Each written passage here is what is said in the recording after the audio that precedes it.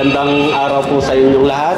Ngayon po is ituturo ko kung paano po tayo mag-maintenance ng ating mga nailing guns. So, start na po tayo. So, dito po, ang kakailanganin po natin is syempre ang ating nail gun head, brush, and then oiler po. So, itong oiler, usually, ang sinasuggest namin gamitin is Singer oil. So, start po tayo sa pagtanggal ng dust cover. Ang dust cover po is ito. Hand grip lang po natin dito sa may insulation cover. And madali na lang po siyang i-unscrew. So, para hindi po tayo malito, I suggest kada baklas nyo sa mga parts nito is ina-align po natin. So, dito po natin lalagay. And then, insulation cover. Unscrew po natin itong takip na to. Silencer cover kung tawagin pa. So, madali lang pong tanggalin. Then, ang sunod naman po is yung nail tube. Ito po, usually, ito yung nagiging nagbabara. So, kailangan po natin itong linisin. So, kung paano siya linisin is kailangan po natin yung brush. Etong nail tube, shoot lang po natin dyan. So, papansin nyo, lusot lang naman po yun. So, yan lang po siya. Next is dito papasok yung mga repair kits natin. So, very common sa mga gumagamit dito is napuputulan or napuputput yung pilot pin or tiring pin niya. So, start po tayo dito sa pagbaklas ng mismong gun. So, first of all, you can see, baklas na natin yung top part niya. Sunod naman po is yung bottom part. So, start po tayo dito. Ito po yung connecting handle. So, advisable, dahan-dahan po nating tanggalin, i-unscrew to kasi may spring po sa loob. So, yan. So, same function. Kung paano natin baklasin, i-align lang po natin dito para pag nag-assemble tayo, di po siya nawawala. So, yun, natanggal yung pin. I-konting kasa lang po, mahuhulog na po yung pin. Make sure hindi nawawala to sa paningin niya. And then, pull lang po. Next, yung sunod is yung spring. Ito po, is kung mapapansin nyo, may spring pin dito. So, i-press lang po natin dito and dahan-dahan natin tanggalin. So, tinapan ko po siya ng aking daliri para hindi po lumipad. Kasi may spring po yan sa loob. So, dahan-dahan po natin hugutin. First of all, tatanggalin natin tong pin. And then, sunod is yung spring. So, dito naman,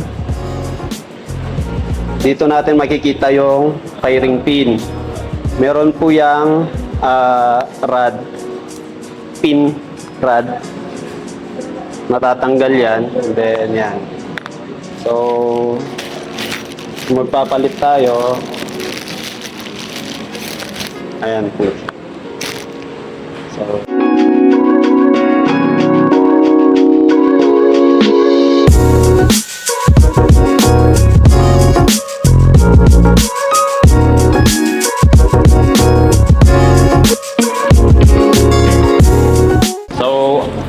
dito po, kung paano natin, pagka natapos na natin palitan yung mga kailangan palitan na mga nasirang parts is i-assemble na po natin siya. So kung paano natin i-assemble is sa reverse condition naman po siya.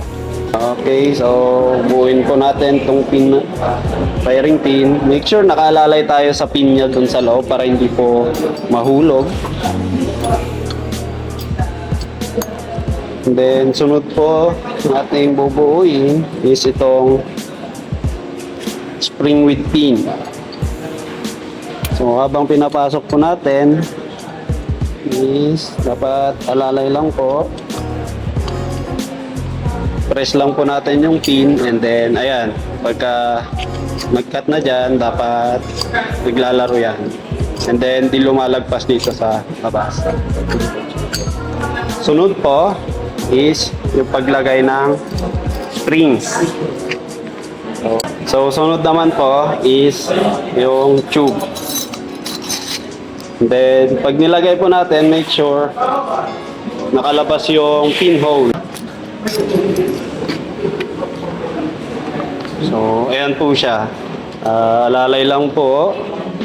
And then, yung sleeve niya, lagay po natin. Sleeve, Powercraft. And then, yung spring ulit. Para may pasok po natin ng mas maayos, pwede ipatayo mo ba ito? Patayo po natin na ganyan. Then, dahan-dahan po natin yung ipasok. Pagkapasok po natin,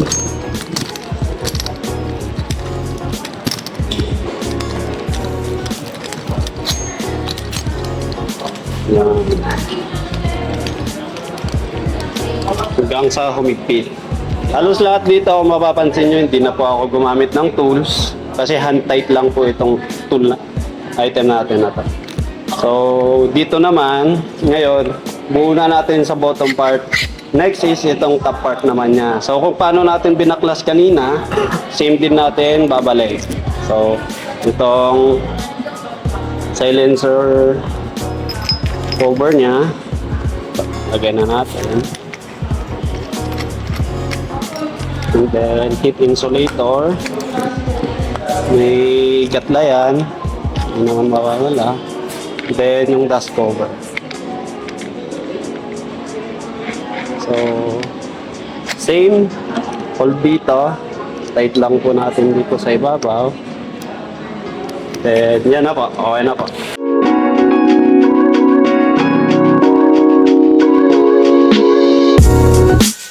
So, ganito po kung paano mag-maintain ng ating nailing machine. Sa muli, mga ka-power.